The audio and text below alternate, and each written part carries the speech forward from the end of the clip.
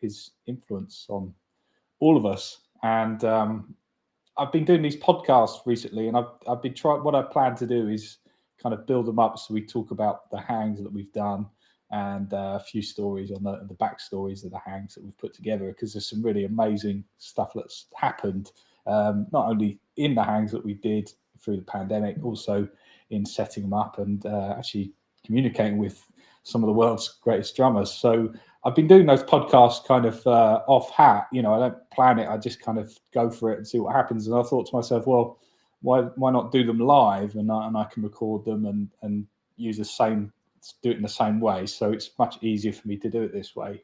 Saves a bit of time, actually. So happy to do it, and hope you enjoy them and follow the podcast. You can listen to it on Spotify, you can listen to Apple, Amazon, all those different places. So hope you enjoy it. Hope you get something out of it. So on to today then. So Vinnie Colaiuta,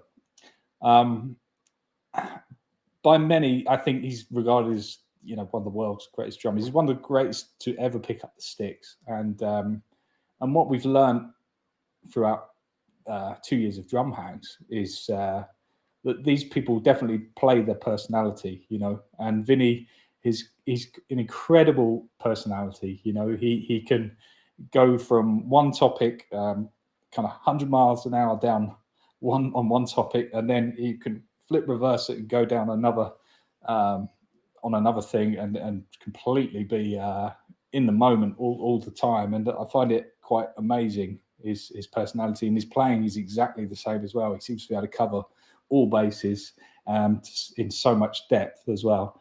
And I hope that makes sense. But yeah, I first actually got introduced to Vinnie Colaiuta's playing through my driving instructor, which was pretty crazy, really, because he wasn't a drummer. And I took some driving lessons. In fact, a lot of my stories about drumming seem to come off the thing about driving, but you do drive a lot when you're a drummer, I guess. So it's important to drive. But yeah, he was my first teacher, and I didn't actually pass my driver test the first time. It took me 3 goes.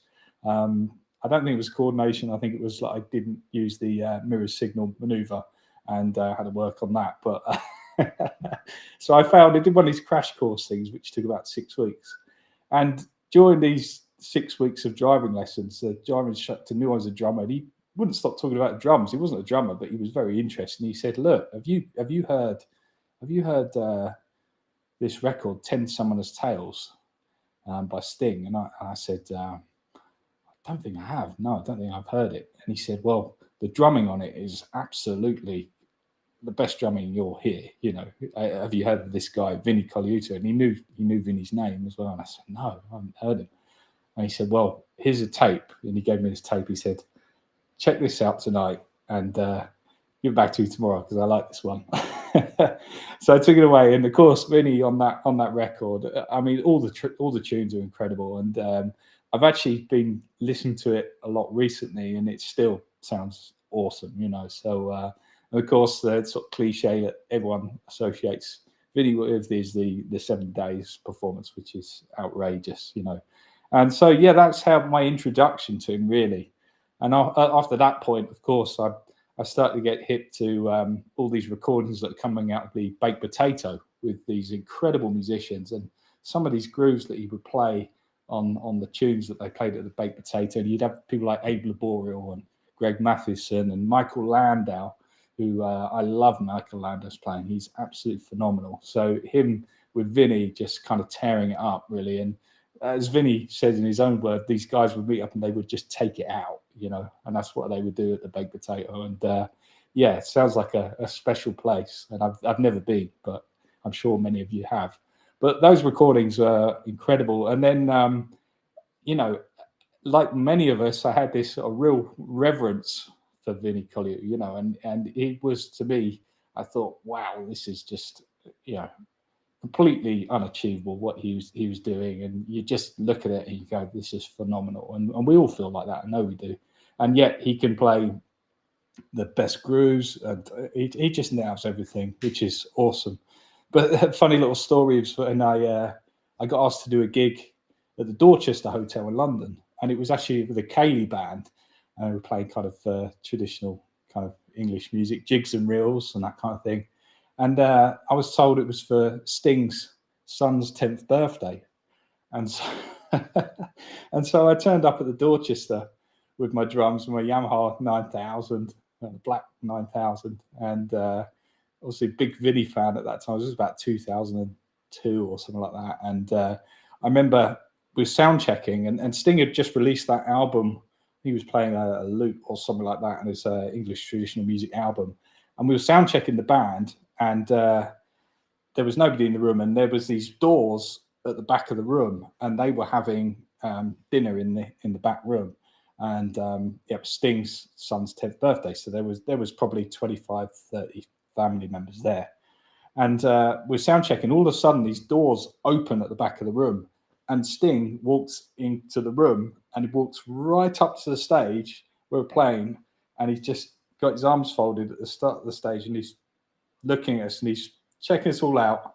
And I remember I couldn't look up. I remember I was just looking down when I was playing. I couldn't look up because all I could think about was, oh my God, he plays with Vinnie Colaiuta. This is ridiculous. And I just couldn't do it. And, Vinnie just, he has that effect on us. But it was an amazing evening anyway. And to see Sting joining in with all the dances as well, doing the jigs and reels. I wish I had footage of it because it was brilliant. And he actually came up to us at the end of the gig, and he congratulated us. And Trudy Styler, his wife, came up to us, and she said, hey, what are you doing Friday night? And we said, well, nothing. And she said, well, we're having a dinner party. Would you guys come and play at our house for the dinner party? And I was like, yeah. But it unfortunately didn't end up happening. But yeah, I just imagined, what, the impact Vinnie had on me, and seeing Sting like that was quite a big thing. But anyway, I've got a friend of mine here, who probably also has some Vinnie recollections and some Vinnie reflections to talk about. And it's Elliott Henshaw, and he's here now. Elliott. Hey, Russ. How you doing? Look, I've given you an introduction and everything. There you go. Amazing. Musician. Yeah, that's awesome. So you're coming to the hang tonight with Vinnie. You've been to the other, because Vinnie's been at Drum Hangs 3 times, right? That's right, yeah. And he also did he did a little masterclass for the Royal Northern College of Music as well. Yeah, amazing. I was at that as well. So yeah, I've had a fair bit of Vinnie over the last couple of years.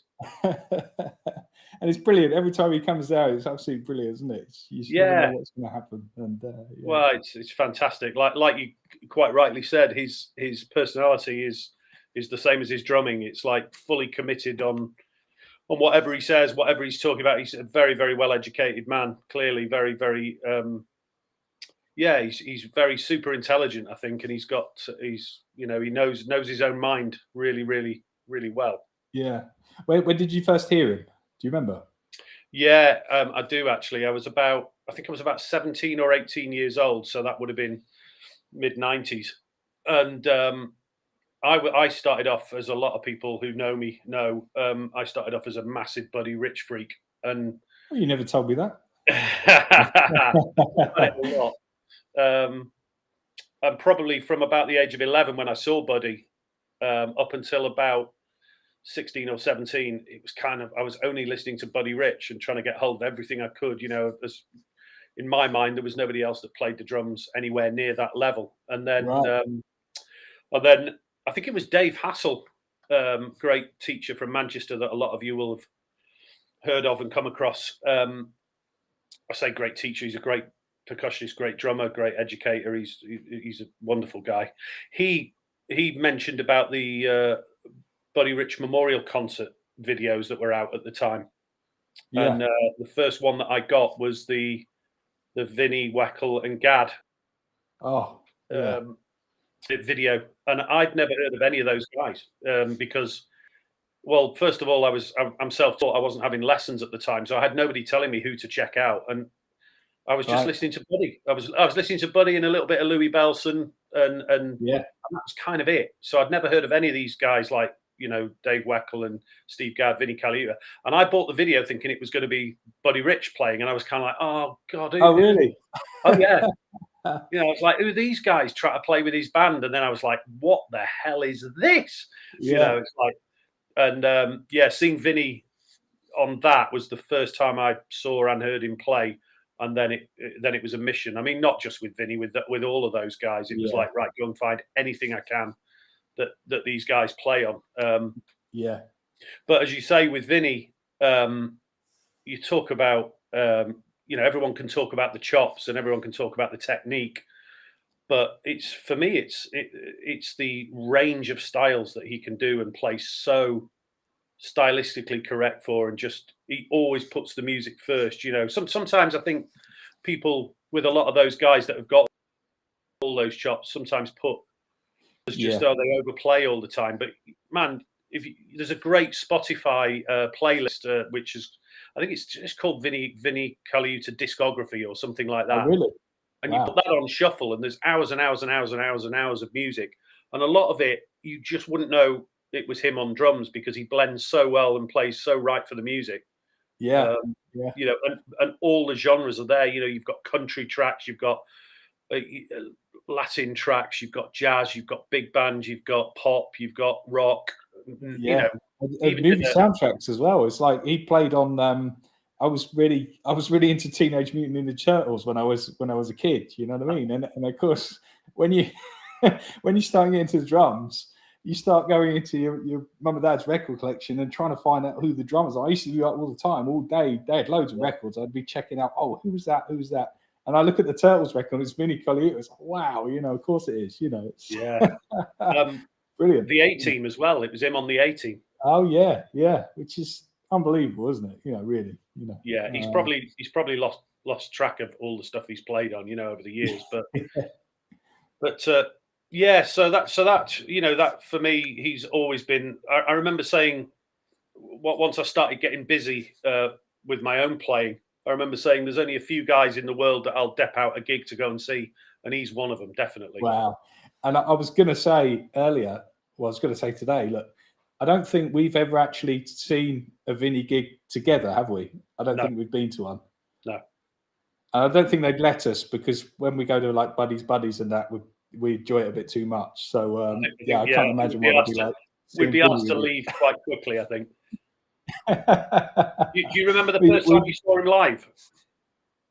Remember when I first saw Vinnie live? Yeah, I think the first time I saw him, I'm pretty sure it was Herbie Hancock at the Roundhouse, right, in Camden. Yeah, and they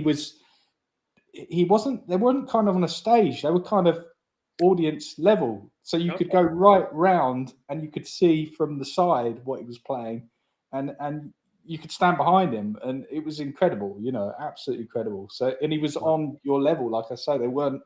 So that was a great place to see him. And then I also saw him with Jeff Beck at the Tower of London, outdoor gig, and Vinnie kind of came out and he was in his 3 stripes and the vest and just kind of did his thing and just completely tore it up. And then the last time I saw him was at Montreux Jazz Festival, and Prince was on the bill and Sting was on the bill as well. Wow. And I remember walking into the Sting gig. I was right at the back of the room, and I remember walking in, and it seemed to me like his technique had gone to an even more unbelievable level. He was playing, and it seemed like he was an octopus. His hands were so high up, and it was so graceful what he was playing. I've got no words for it really, because it was one of those things where you see and you go, "Wow, that's something to behold." So, yeah. I'm trying to recollect. I've seen him a lot live. I'm very lucky. But the first time was at the Zildjian Day in Glasgow I think it was 1994. Oh, right. Was that Gary Husband on that one as well? No, it was Tony Williams. Oh, of course. That was when he was under the stage. That's right. Yeah. That completely floored me. Released his solo album. So he was talking a lot. He was talking a lot about that, and he came out, and the first thing he did was like he does. He just played a preposterous 25-minute solo that just blew everyone away. And then he sort of came to the front of the stage with the mic and sort of apologized that he was a bit rusty because he'd been in the studio mixing his album for 3 months and hadn't really played. Everyone was like, "God." if that's how he is when he's rusty, you know, Jesus. Yeah, exactly. Yeah. Well, what are you going to ask him today? Because on drum hangs, I don't know if anyone watching this, probably you've been to drum hangs, but the difference is with drum hangs, you could talk to these people directly. You know, you're not just typing a question into YouTube and going, "Hey, Mr. Colaiuta, you know, I'm your biggest fan." You get to talk to them, and it's very important that you get to interact like that. And you know, what are you going to ask him today? It's a tough one because I've asked him something on every hang so far, you know, and I'm always trying to think of something a little bit not down the normal route. So I think I'm going to go along the lines of, which is something I want to ask a few of those guys. If they won a stupid amount of money on the lottery, like a life-changing amount where they didn't have to work again if they needed to, what would he do? How would he do that? Would he carry on working at the same rate that he does now? Would he be a bit more selective about what he did? Would he set up his own thing and invest in that? Yeah. It just really intrigues me, those guys who, you know, people like Weckel are the same, and they've got an incredible work ethic. They never seem to stop working and doing something new. And it's just interesting to me, you know, we hear so many people sort of who've got normal jobs sort of say, if I won the lottery, I'd never work again, you know, I'd retire. But I don't think those guys would. But I'd be interested to know what he would do with that if that happened, you know. Yeah, I always say my thing with this sort of thing is because it fascinates me as well, and what fascinates me the most about it is you know, a bear eats honey, you know what I mean, and that's what they do, and it's the same with these guys with their playing. You know, they are drummers through and through, and musicians through and through, and they just live it. And I think, you know, when you think about someone like Philly Joe Jones, for example, I saw there was a recent interview that suddenly appeared about a year ago, and it's a 2-hour thing with Philly Joe, and he's playing piano on it, he's playing drums, he's playing brushes, and it's a great interview. And it's the longest thing I've ever seen of him kind of, you know, talking and playing, you know. It's phenomenal. And he kind of says, you know, he's asking about practice, you know, and I think people can get into this thing where they're going, right, I'll do 2 hours here, I did 4 hours, and I've done 8 hours practice today, this sort of thing. But Philly Joe, he was playing all day, but he said, "Oh, just go back to the drums and do a bit more, and then I go and do something. I'm back to the drums." But you know, and he was just programmed that way. And I think a lot of these guys are like that. And I got a great Steve Gadd story to share at some point, which also shows this sort of mentality that they have. You know, so yeah, yeah, it's great. Yeah. Are you going to kick off the drum hangs in the usual style? You know, having a bit of a chat yourself. Have you got anything you want to ask him? Have I got anything? Well, I'm keen today. What is never quite clear for me, which is one of the sort of mysteries surrounding Vinnie, and I think he'll probably be the first to say, "Well, I just worked it out myself. I just work it out," you know. And he's very, you know, people are spoon-fed these days, and people kind of a little bit lazy in a way because they think, well, it's just going to happen for them. But Vinnie will say, I just worked it out. I just worked it out. But I am keen to kind of get to the bottom of, you know, when he was having lessons, and you hear things that he had a few things with Jim Chapin, you hear things that he had a few things with Joe Morello, and what was that like? And obviously he went to Berkeley as well. And how much did that actually help him? What were the things that he got from these particular people? And I hope we can sort of get into that. But most of all, I want the sticks to come out, and I want him to be That's what we're all hoping for, yeah, just to get, because there's so little real close-up footage of him out there, because he's never done a book, he's never done an instructional video. Yeah, you know, it'd be nice to see that up close and just get into some of that. You know, he loves that. He does love the drums. You know, it's. I think on the last few hangs, people have been a little bit tentative to ask him. Yeah, I think people feel that he probably doesn't want to talk about drumming, but he's so keen to talk about the drum side of things, actually playing. And last time he had the sticks out and he started sort of talking to people, going, "Hey, what drums are you playing? What are you doing? You know, so play me something." You know, so I think he's really keen to, you know, to share. Well, it was interesting when he joined the Steve Gadd hang that time. Oh, yeah. and then they started talking with each other about rudiments and technique, and it's like, holy crap, you know. Yeah. I think he's done. He must have just put so serious hours in it. He's just worked it out, obviously. Yeah. But I would be keen to know, you know, his relationship from his hand to the stick and how he's actually doing what he does. Yeah. The physicality of it, I guess, you know, if that makes sense. Have you got a favourite album? What Vinnie on?